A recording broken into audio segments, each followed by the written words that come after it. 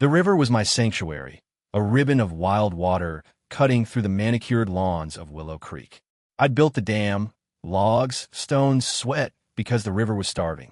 Every summer, it shriveled to a trickle, leaving fish gasping and herons circling in vain. I wasn't some rogue engineer. I was a neighbor, a guy with a shovel and a conscience. But the HOA saw my dam as a middle finger to their pristine suburbia. $50,000, they said. Pay up, or we'll bury you in court. Why? Because my dam didn't fit their aesthetic. Because it wasn't on their approved list of backyard projects. Because, in their eyes, I dared to defy their iron grip on Willow Creek's soul. My name is Ethan Cole, and this is how I turned their world upside down. It started with a letter, crisp and official, taped to my mailbox like a public shaming. Violation notice, unauthorized structure. I laughed at first, $50,000 for a pile of logs. But the laughter died when their lawyer called, voice slick as oil, promising liens on my house, my savings, my life. I stood on my porch, staring at the river, its waters pooling behind my dam, alive again. I'd spent months hauling stones, waking at dawn to stack logs, my hands blistered, but my heart full. The river thanked me with dragonflies and frogs, with kids from a neighborhood splashing in water that hadn't been there last summer. But the HOA, they saw chaos. They saw a threat to their cookie-cutter utopia. I met with them at the community center, a sterile room smelling of bleach and bureaucracy. 5 board members sat across from me, led by Karen Whitaker, the HOA president. Her smile was sharp, like she'd practiced it in a mirror. "Mr. Cole," she said, "your dam is a safety hazard. It's unsightly. It lowers property values." I leaned forward, elbows on the table. "It's saving the river. Fish are back. Kids are playing. You're fining me for that." Karen's eyes narrowed. "Rules are rules. You didn't submit a permit. You didn't consult us. Pay the fine, or we'll escalate." I walked out, pulse hammering. That night, I sat by the dam, the water glinting under the moon. I'd built it for the river, for the neighborhood kids who deserve something wild in their manicured lives. But the HOA didn't care about dragonflies or kids' laughter. They cared about control. I wasn't going to pay. I couldn't. $50,000 was more than my annual salary as a high school biology teacher. So I did what any stubborn fool would do. I ignored them. Big mistake. The next week, they slapped a lien on my house. My bank account froze. My wife, Clara, looked at me across the kitchen table, her eyes tired but fierce. "Ethan, they're not going to stop. They'll take everything." I clenched my fists. "They can't take the river." Clara sighed, her hand brushing mine. "They'll try." She was right. The HO, it wasn't just Karen and her clipboard cronies. It was a machine fueled by dues and drunk on power.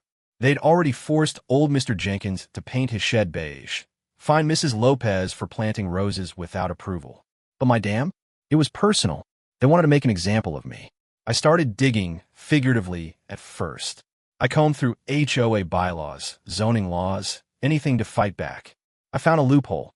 The riverbank wasn't technically HOA property. It was public land, managed by the county. My dam wasn't theirs to fine. I called a lawyer friend, Mike, who laughed when I told him the story. "Ethan, you're poking a bear with a stick. But you're right, their case is shaky." He agreed to help, pro bono, because he hated HOAs as much as I did.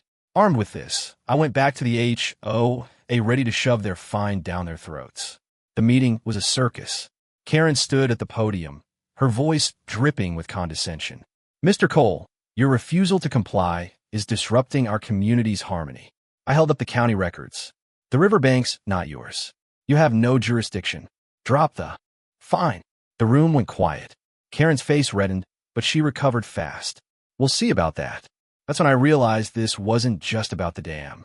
It was about power, about Karen's need to win. I left the meeting feeling like I'd scored a point, but the war was far from over. The next morning, I woke to a sheriff's deputy at my door, serving me papers. The HOA was suing me, not just for the fine, but for emotional distress to the community. Emotional distress? I wanted to scream. The river was alive because of me. The kids were happy because of me. But Karen had the board, the lawyers, the money. I had a shovel and a stubborn streak. Clara sat me down that night. "Ethan, we can't afford this fight. Maybe we should just tear it down." I looked at her, my chest tight. If I tear it down, they win. Not just over me, over everyone. She nodded, but her eyes were scared. I hated that I'd put that fear there. But I wasn't backing down. Not yet. The river needed me. The neighborhood needed me. I just didn't know how deep the cost would run. The fight escalated faster than I expected. The HOA didn't just want my dam gone. They wanted my surrender. Their lawsuit piled on new charges: environmental damage, property devaluation, even a claim that my dam was causing flooding risks. Flooding risks? The irony burned. My dam was holding water, not spilling it. But truth didn't matter to Karen Whitaker and her board. They had money, lawyers, and a vendetta. I spent nights poring over legal documents, my kitchen table buried under papers. Clara helped, her sharp eyes catching details I missed. She'd always been my anchor, but I could see the strain in her: late nights, hushed arguments with her parents over the phone, begging us to settle. "Ethan," she said one night, her voice soft but firm, "we're drowning in this. We can't keep up." I wanted to promise her it'd be okay, but the words stuck. Instead, I kept fighting. Mike, my lawyer friend, dug deeper into the county records and found gold: a 1970s environmental study that designated the riverbank as a protected wetland. My dam wasn't just legal, it was arguably beneficial. We filed a counterclaim, accusing the HOA of overreach and harassment. For the first time, I felt like I had a chance. But Karen wasn't playing fair. The HOA started a smear campaign, subtle but vicious. Flyers appeared in mailboxes, warning of rogue residents, threatening property values. Neighbors I'd known for years stopped waving. At the grocery store, Mrs. Carter, who'd once brought us casseroles, turned her back when I said hello. The kids who'd played by the river stopped coming. I overheard one of their parents muttering about that troublemaker Cole. It stung, but I kept my head down. The river was still alive, dragonflies skimming its surface, frogs croaking at dusk. That was worth it. Then came the twist, the kind of gut punch you don't see coming. I got a call from Tommy, a 15-year-old kid from down the street who'd helped me stack logs for the dam. His voice was shaky. "Mr. Cole, they're saying I vandalized the community board. They got pictures of me near your dam, and they're threatening to press charges." My stomach dropped. Tommy hadn't vandalized anything. He'd just been a kid helping a neighbor, proud of the river coming back to life. But the HOA had photos, grainy, staged shots of him near the dam, paint cans conveniently nearby. They were framing him to pressure me. I drove to Tommy's house, heart pounding. His mom, Lisa, was furious, her eyes red from crying. "They're saying he could face juvenile court, Ethan. He's a good kid. I promised her I'd fix it." But inside, I was raging. Karen had crossed the line, dragging a teenager into her power trip. I confronted her at the next HOA meeting, storming into the community center with Tommy's photos in hand. "This is low, even for you," I said, slamming the pictures on the table. "He's a kid, Karen. Call off your dogs." She didn't flinch. "We're protecting our community, Mr. Cole. If you'd complied, none of this would have happened." The room was silent, but I felt the eyes of other neighbors, some curious, some hostile. I realized then how deep the HOA's claws were. They weren't just fighting me. They were dividing us, turning neighbor against neighbor. That night, I sat by the dam, the water's murmur my only comfort. Tommy's scared voice echoed in my head. Clara's worried eyes. The river was worth fighting for, but at what cost? I started to wonder if I was the villain in their story, a stubborn fool tearing apart a community. But then I remembered the herons, the kids' laughter, the river's pulse. No, I wasn't the villain. I was just a guy who cared too much to let it die. Mike called the next day with news. The county was reviewing our counterclaim. They'd sent an environmental inspector to the river, and early reports suggested my dam was stabilizing the ecosystem, not harming it. It was a lifeline, but it came with a catch. The inspector warned that if the dam failed, it could flood downstream, straight into Willow Creek. I hadn't considered that. My dam was solid, but not perfect. A big storm could break it. I pushed the thought aside, focusing on the fight. The HOA's lawsuit was set for court in 2 weeks, and Mike was confident we could win. But confidence doesn't pay bills, and the legal fees were piling up. Clara started picking up extra shifts at the hospital, her face drawn from exhaustion. I felt like I was fighting for the river, but losing my family. Then Tommy showed up at my door, his backpack slung over one shoulder. "I'm not scared of them, Mr. Cole. I want to help." His defiance lit something in me. This wasn't just my fight anymore. It was ours. Tommy's courage was a spark, but the HOA was a storm cloud ready to smother it. Karen and her board doubled down. sending letters to every household claiming my dam was a ticking time bomb. They painted me as a reckless anarchist, endangering lives for a pet project. The neighborhood split like a fault line. Some, like Lisa and a few others, stood by me, sneaking over to check on the dam or slip me coffee and encouragement. Others bought the HOA's story, glaring when I mowed my lawn or whispering as I passed. The river kept flowing, oblivious to the war it had sparked. I took Tommy under my wing, teaching him how to check the dam's structure, how to spot weak points. He was a quick learner, his hands steady as he wedged stones into gaps. "This is cool, Mr. Cole," he said one afternoon, wiping mud from his cheek. "Like we're saving something real." I smiled, but my chest ached. He shouldn't have to fight this fight. None of US should.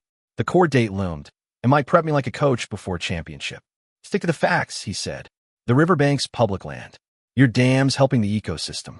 We got the county's report, but the HOA had deep pockets and deeper spite. They hired an environmental consultant who claimed my dam was disrupting natural drainage patterns. It was a lie, but a polished one, backed by charts and jargon. I spent every spare hour reinforcing the dam, hauling logs under the cover of night. My back screaming, but my resolve iron. Clara caught me sneaking out one evening, her voice sharp. "Ethan, you're killing yourself. And for what? A pile of sticks." I turned to her, the moonlight catching the worry in her eyes. "For us. For Tommy. For the river." She didn't argue, but she didn't sleep beside me that night either. The tension was eating us alive. Then came the second twist, a knife I didn't see coming. Lisa called, her voice trembling. "Ethan, they're saying I helped you build the dam. They've got my name on the lawsuit now." I froze. Lisa hadn't touched a single log. The HOA was fabricating evidence, dragging her into the crossfire to break me. I drove to her house, fury boiling. Tommy answered the door, his eyes wide. "They're not stopping, are they?" I shook my head. "No, but neither are we." We held a secret meeting that night. Me, Lisa, Tommy, and a handful of neighbors who'd had enough of the HOA's tyranny.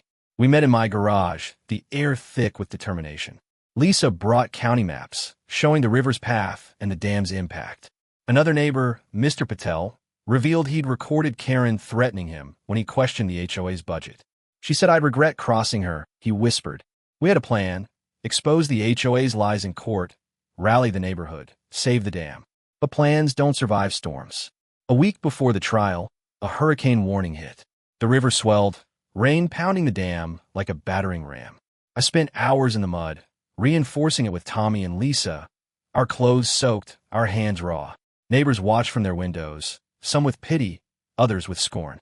The HOA seized the moment, spreading rumors that my dam would collapse and flood Willow Creek. Karen even called a news crew, standing primly by the riverbank as she pointed at my disaster waiting to happen. The reporter ate it up, her camera lingering on the dam's rough edges. That night, I stood alone by the river, the storm's roar drowning my thoughts. The dam held, but barely. Cracks spiderwebbed through the logs, water seeping like blood from a wound. I could fix it, but time was running out. The HOA's lawsuit was tomorrow, and the storm wasn't letting up. Clara found me there, her umbrella useless in the wind. "Ethan, come home. This isn't worth losing everything." I looked at her, rain streaming down my face. If I give up, they own us. Forever. She didn't answer, but she stayed, her hands slipping into mine. We stood there, watching the river fight too, live just like us. The courtroom was a battlefield, sterile and cold. Karen sat with her lawyers, her smile smug. Mike presented our case, the county records, the environmental report, the HOA's overreach. Their consultant countered with slick slides and dire warnings.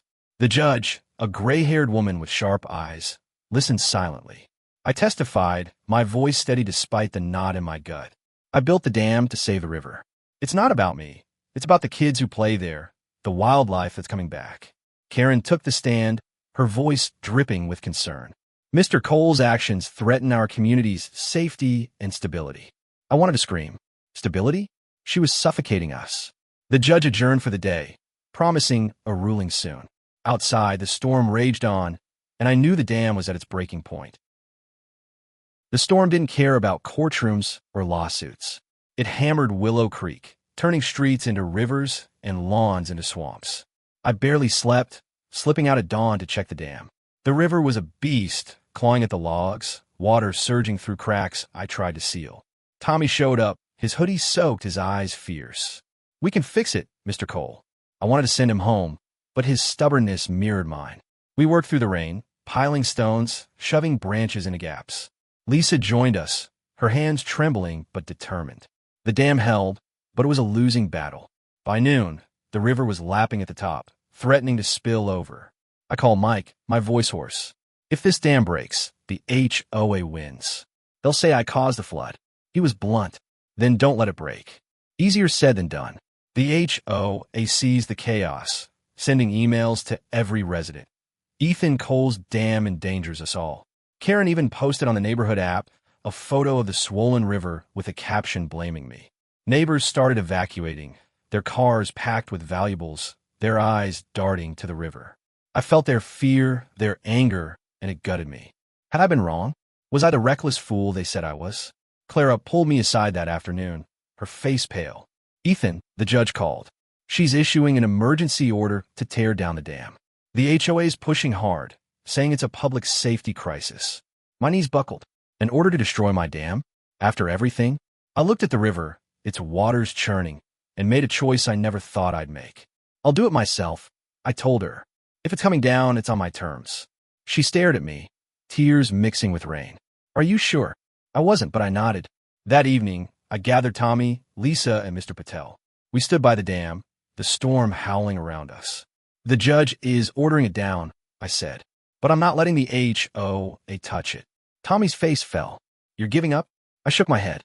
"No, I'm taking control." We worked through the night, dismantling the dam piece by piece. Each log I pulled felt like ripping out a piece of my heart. The river roared free, its waters rushing downstream, swallowing the banks. By dawn, the dam was gone, and the river was a monster, spilling into the lowlands, straight toward Willow Creek's pristine cul-de-sacs. I hadn't meant for this. I'd built the dam to save the river, not unleash it. But the storm, the HOA's pressure, the judge's order, it all collided into a disaster I couldn't stop.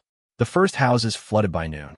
Karen's McMansion, perched smugly at the neighborhood's edge, was hit hardest. Water surged through her manicured lawn, her glass-walled sunroom, her life. I watched from a hill, guilt and grim satisfaction warring in my chest. The HOA's lawyer called, screaming about damages. "You'll pay for this, Cole." I hung up. I'd already paid enough. Neighbors gathered, some sobbing, others furious. Mrs. Carter, who'd shunned me, waded through knee-deep water, clutching a photo album. Mr. Jenkins, his babe shed now a raft, shook his head. "This is on you, Ethan." I wanted to argue, to scream that the HOA had forced my hand, but the words died. The river was free, but at what cost? Tommy found me, his sneakers squelching. "Did we do the right thing?" I didn't know. "We did what we had to," I said, but it felt hollow. Clara joined us, her hand finding mine. "It's not over," she whispered. She was right. The HOA wasn't done, and neither was I. Mike called with a sliver of hope. The judge was reconsidering our counterclaim in light of the flood. The county's environmental team was on site, documenting the damage and the dam's absence. Their early findings suggested the HOA's push to remove it had ignored the river's natural flow, exacerbating the flood. It wasn't a win, but it was a crack in their armor. I looked at the ruined neighborhood, the river's wrath laid bare. I'd wanted to save it, to give it life, but I'd unleashed chaos instead. Yet something stirred in me. The HOA had bullied us, divided us, but the flood had exposed their lies. Neighbors were talking, not just to me, but to each other, questioning Karen's reign. The river had taken, but it had also given us a chance to fight back together. The flood changed everything. Willow Creek was a soggy ghost town, lawns churned to mud, mailboxes floating like buoys. The river, unleashed, had carved a new path, and my dam, my dream, was just a memory. I walked the neighborhood, boots sinking in the mire, neighbors' eyes following me. Some glared, blaming me for the water in their basements. Others, like Lisa and Mr. Patel, nodded quietly, their support unspoken but fierce. The HOA was in disarray, their pristine image drowned. Karen Whitaker's house was a wreck, her manicured hedges uprooted, her driveway a swamp. I didn't smile, but I didn't cry for her either. The county's environmental team swarmed the riverbank, taking samples, measuring flow. Their report landed like a bomb. The dam's removal, rushed by the HOA's pressure, had destabilized the river, sending it raging into Willow Creek. My counterclaim gained traction. Mike was ecstatic, pacing my living room as he laid out our next move. "We've got them, Ethan." The judge sees their overreach. "We can sue for damages, your legal fees, the lien, even Tommy's harassment." But victory felt hollow. My dam was gone, and the neighborhood was underwater. Clara sat me down, her eyes searching mine. "You didn't mean for this, Ethan, but you need to decide what you're fighting for now." I didn't have an answer. The river was free, but it had taken homes, memories, trust. I spent days helping neighbors salvage what they could: photos, furniture, pieces of their lives. Tommy and Lisa were there, hauling boxes, mopping floors. Mr. Patel organized a cleanup crew, his quiet defiance inspiring others. Slowly, the neighborhood stirred, not just to rebuild, but to question. At a makeshift meeting in Lisa's garage, a dozen neighbors gathered, their voices raw. "Karen's been running this place like a dictator," Mr. Patel said. "She fined me for my daughter's swing set. Now this flood? It's on her." Others nodded, their stories spilling out. Fines for unapproved mailboxes, threats over garden gnomes. The HOA's grip was slipping. I stood up, my voice steady. "I built the dam for the river, for us. They tore it down to control us. Look where that got them." The room buzzed, anger turning to resolve. We voted to recall the HOA board, starting with Karen. It wasn't easy. The HOA fought back, sending cease and desist letters, claiming we were violating bylaws. But the flood had shifted something. Neighbors who'd ignored me now signed petitions. Mrs. Carter, her photo album still damp, apologized. "I was wrong about you, Ethan." I nodded, my throat tight. The court date for our counterclaim arrived, the judge's chambers packed. Mike presented the county's report, emails from Karen pressuring the judge, even Mr. Patel's recording of her threats. Karen took the stand, her composure cracking. "We acted to protect the community," she insisted, but her voice wavered. The judge wasn't buying it. She ruled in our favor, dismissing the HOA's lawsuit and ordering them to pay our legal fees. The lien on my house was lifted. Tommy's charges were dropped. It was a win, but the neighborhood was still underwater, and I was still the guy who'd torn down the dam. That night, I walked to the river, its banks raw and scarred. Tommy joined me, kicking a stone into the water. "We did good, right?" he asked. I looked at him, his young face lit by hope. "We did what we could," I said. "But it's not enough." The river flowed, wild and unapologetic, but it wasn't the same. I wanted to save it, not destroy it.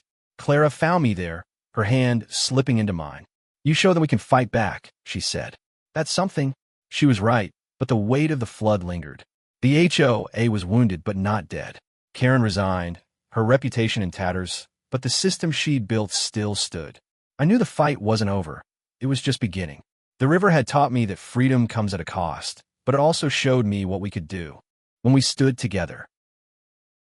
Rebuilding wasn't just about houses. It was about trust, about stitching a neighborhood back together. The river kept flowing, indifferent to our struggles, its banks now wide and muddy, a reminder of what we'd lost and what we'd gained. The HOA's defeat in court was a spark, igniting whispers of change.